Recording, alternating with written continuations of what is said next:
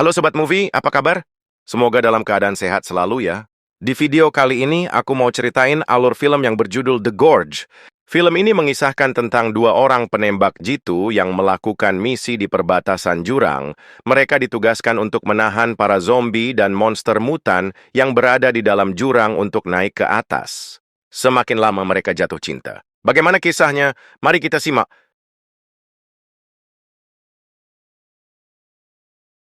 Cerita diawali dengan seorang pembunuh bayaran yang sedang memantau targetnya. Orang itu bernama Drasa.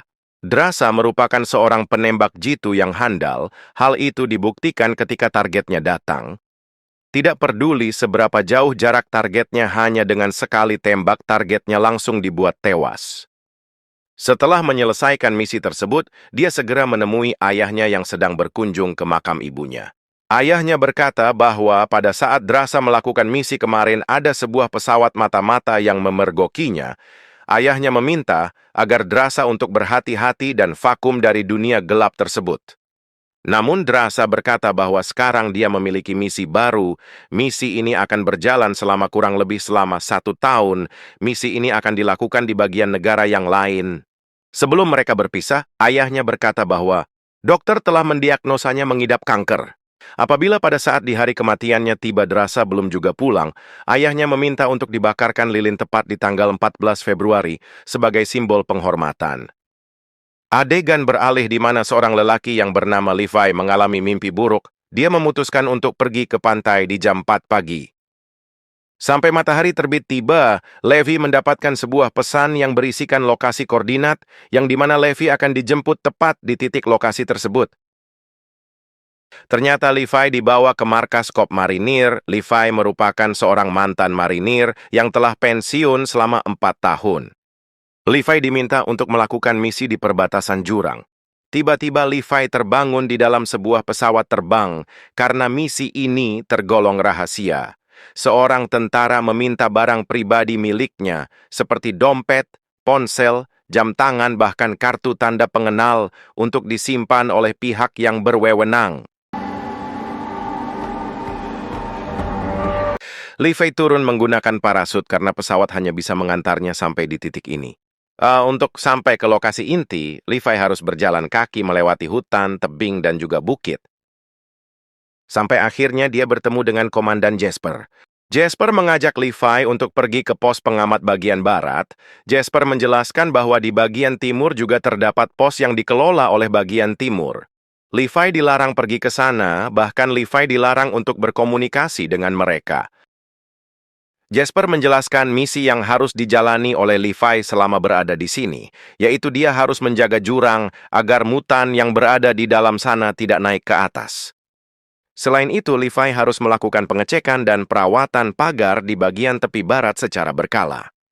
Selain menjaga perbatasan, setiap 30 hari Levi harus melakukan pemeriksaan terhadap radio pemancar untuk mengecoh satelit agar jurang tersebut tidak terlihat oleh satelit. Selama berada di sini, apapun yang Levi butuhkan sudah tersedia sehingga Levi tidak perlu khawatir tentang keperluannya. Pagi hari tiba, hari ini adalah hari kepulangan Jasper. Setelah berpamitan, Jasper segera pergi ke titik lokasi penjemputan. Dia sudah ditunggu oleh sebuah helikopter.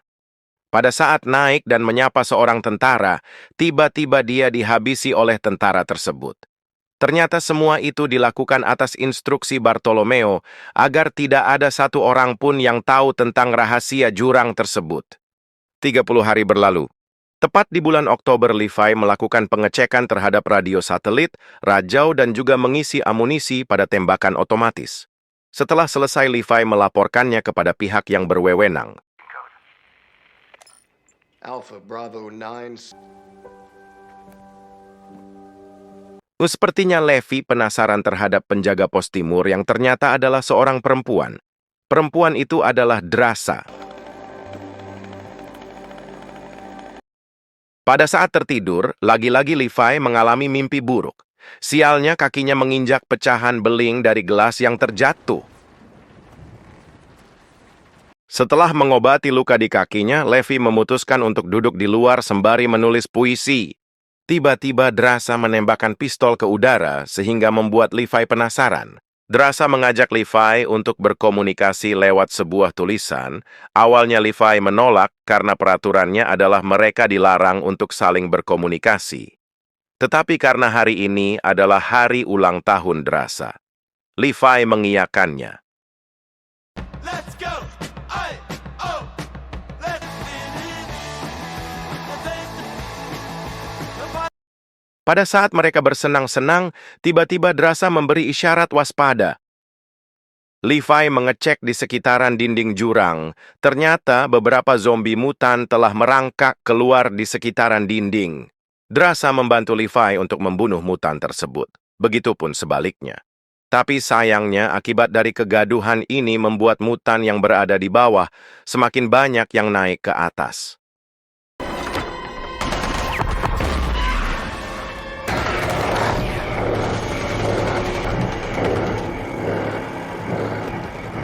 Pagi harinya, pada saat Levi menganti rajau, muncullah drone tanpa awak, sehingga membuat Drasa mengingat perkataan ayahnya pada waktu itu. Pada bulan Desember, tepat pada saat salju turun, Drasa keluar untuk melihat pohon Natal dan ucapan selamat hari Natal dari Levi. Dan dimulai dari hari itu mereka menjadi semakin dekat. Walau jarak memisahkan mereka, mereka banyak menghabiskan waktu santai untuk saling berkomunikasi dan juga bermain bersama.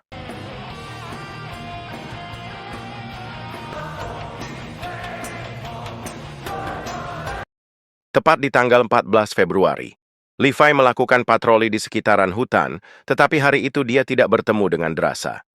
Ternyata Drasa sedang menangis sembari menyalakan lilin sebagai simbol untuk penghormati ayahnya yang hari ini akan melakukan bundir. Levi yang khawatir mencari Drasa lewat teropong. Drasa segera menuliskan pesan bahwa dia sedang berduka. Levi segera membuat sebuah pelontar tali yang nantinya akan digunakan untuk menyeberangi jurang. Sebelum pergi, Levi mengajak Drasa untuk makan malam bersama. Drasa hanya membalasnya dengan senyuman. Drasa berlari untuk memadamkan api, lalu mengikat tali itu ke salah satu pohon. Levi melintasi jurang dengan menggunakan katrol.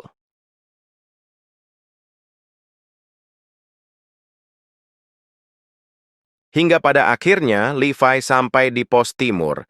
Berkat perjuangannya, dia bisa bertemu dengan Drasa secara langsung. Tidak lupa, Levi memberikannya seikat bunga. Sebelum masuk ke dalam, Drasa menyuruh Levi untuk mandi terlebih dahulu. Drasa memberikan Levi satu set jas milik penjaga pos terdahulu. Pada saat matahari mulai terbenam, mereka makan dengan santai sembari berbincang-bincang membicarakan kehidupan pribadi mereka. What?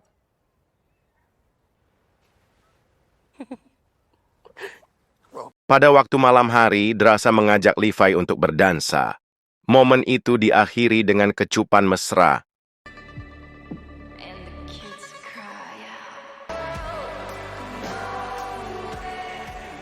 Keesokan harinya, Levi kembali ke pos barat. Pada saat melintasi jurang, tiba-tiba ranjau meledak karena ada beberapa mutan yang merangkak naik ke atas, sehingga membuat tali penghubung terputus dan membuat Levi jatuh ke dalam jurang. Melihat kekasihnya terjatuh, Drasa mencoba untuk menolongnya. Drasa lompat ke dalam jurang dengan menggunakan parasut. Drasa terombang-ambing di sungai hingga pada akhirnya dia berhasil naik ke atas daratan. Sementara Levi yang terjatuh dari ketinggian tidak sadarkan diri. Di pohon itu terdapat kaki 1000 yang telah bermutasi. Hewan itu mendekati Levi. Di waktu yang bersamaan Levi bangun dari pingsannya. Levi menembak hewan itu hingga mati. Levi terjatuh di atas tumbuhan Venus flytrap yang telah bermutasi menjadi monster. Venus flytrap itu juga memiliki daya hisap yang kuat. Semakin kuat, Levi berusaha melepaskan diri, semakin kuat daya hisap yang akan dia terima. Drasa datang di saat yang tepat. Pada saat tanaman hampir tertutup, dia menembaki tumbuhan tersebut hingga mati.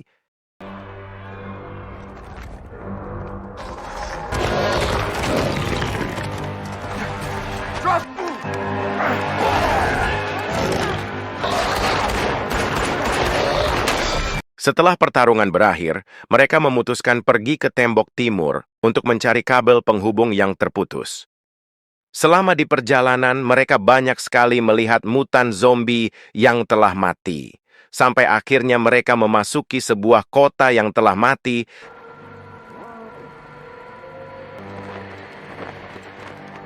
Tiba-tiba mereka mendengar suara kuda, mereka segera masuk ke dalam gereja tua. Di dalam gereja, mereka menemukan banyak sekali mayat manusia yang wafat akibat sianida. Hingga tiba-tiba Drasa diserang oleh ratusan laba-laba mutan.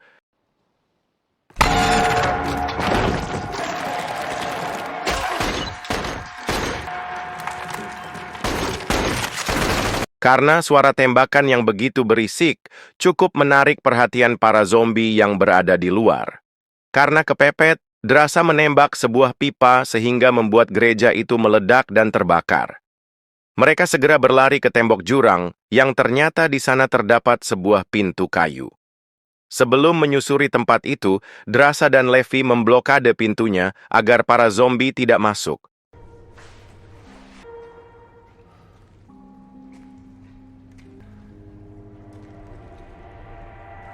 Mereka menemukan sebuah lab yang usang dan berdebu.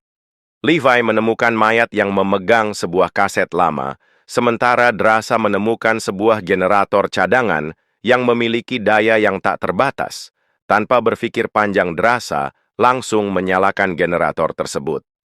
Di tahun 1946, setelah Indonesia merdeka, negara bagian timur dan barat membentuk koalisi rahasia yang berisikan beberapa ilmuwan yang mengembangkan senjata biokimia. Tetapi di tengah-tengah penelitian, tempat itu mengalami gempa dengan kekuatan 8,1 skala Richter. Akibat dari gempa tersebut memberikan efek kerusakan yang cukup besar, salah satunya adalah bocornya senjata biokimia ke seluruh area dasar jurang, sehingga membuat makhluk hidup yang berada di dasar jurang itu mulai bermutasi. Makhluk hidup yang terpapar hanya memiliki waktu 5 hari sebelum berubah menjadi makhluk mutan. Setelah selesai menonton video tersebut, Levi menemukan sebuah komputer keluaran tahun 2000-an. Pada saat menyalakan komputer tersebut muncullah tulisan Drake Lake. Pada saat itu Levi menyadari bahwa sebenarnya mereka bukan bekerja untuk para militer, melainkan untuk perusahaan pengembang genetika biokimia yang bernama Drake Lake. Levi menyadari bahwa mereka dipekerjakan untuk melindungi rahasia dari kegagalan penelitian tersebut.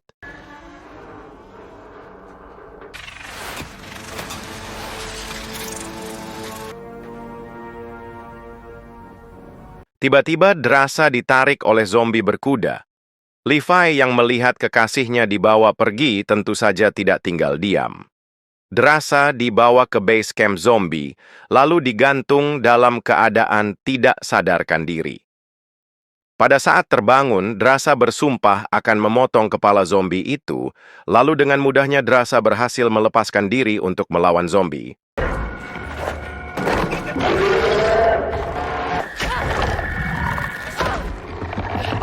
Drasa yang merupakan seorang petarung merasa kewalahan menghadapinya.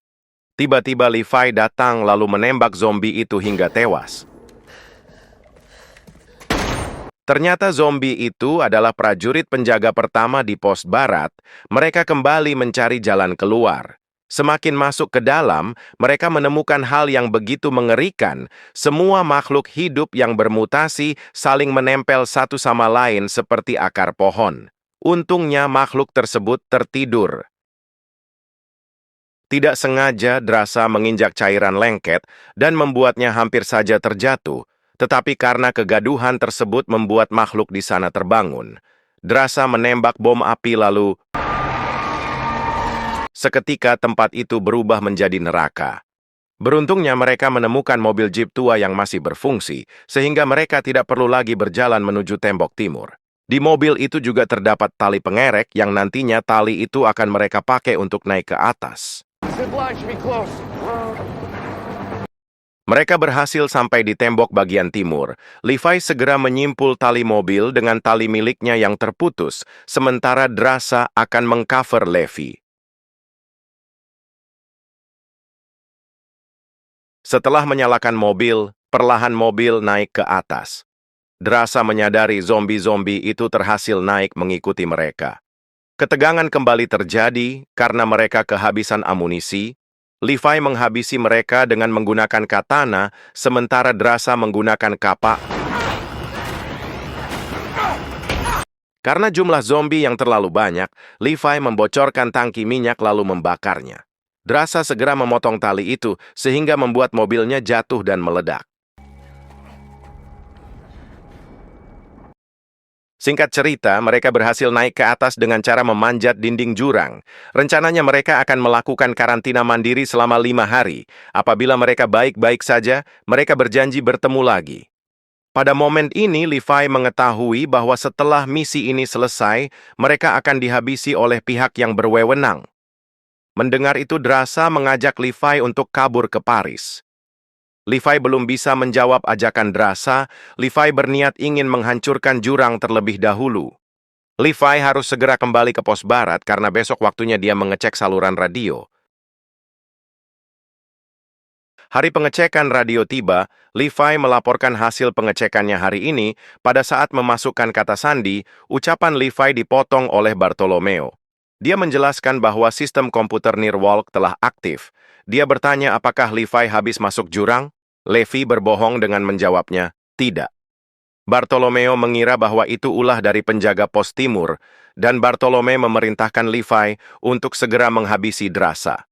Sebenarnya Bartolomeo sudah mengetahui bahwa Levi telah masuk ke dalam jurang dan mengaktifkan sistem komputer. Karena komputer tersebut merekam jelas wajah Levi dan juga Drasa.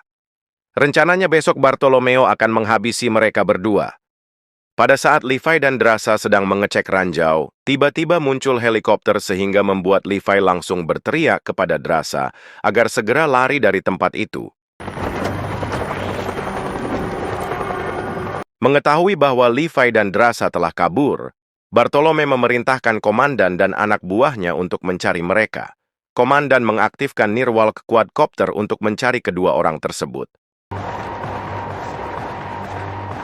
Pada saat Nearwalk berhasil menemukan Levi, secara otomatis Nearwalk itu menembakkan peluru ke arahnya.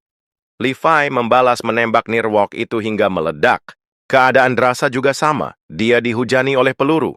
Tetapi dengan mudahnya Drasa menembak 2 Nearwalk hingga terjatuh dan meledak.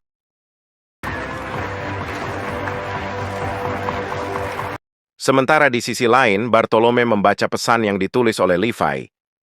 Ada 3 hal yang tidak bisa dirahasiakan, yaitu matahari, bulan, dan kebenaran. Tiba-tiba terdengar suara ledakan yang bersumber dari radio. Levi dan Drasa sengaja menembak radio pemancar agar satelit bisa membaca lokasi jurang. Tak lama suara sirene berbunyi. Sirene itu juga sebagai pertanda aktifnya bom peledak yang ledakannya cukup besar, seperti tragedi bom atom.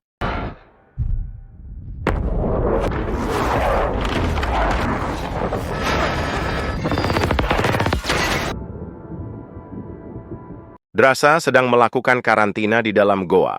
Tepat di hari ini adalah hari kelima masa karantina. Drasa tidak menunjukkan tanda-tanda terinfeksi, itu artinya dia masih selamat. Adegan beralih di Kora, Prancis, tepat di tebing dekat pantai. Drasa menunggu kehadiran Levi dari pagi sampai sore. Levi tidak kunjung datang. Drasa menyimpulkan bahwa Levi telah tewas dalam misi kemarin. Dia membuka surat dari Levi yang ternyata isinya adalah sebuah puisi. Berbulan-bulan berlalu, sekarang Drasa bekerja sebagai pelayan di sebuah tempat makan. Di tempat kursi yang kosong, Drasa melihat Levi yang sedang menatapnya. Adegan ditutup dengan Levi dan Drasa yang celepokan. Hiring. Got any special skills?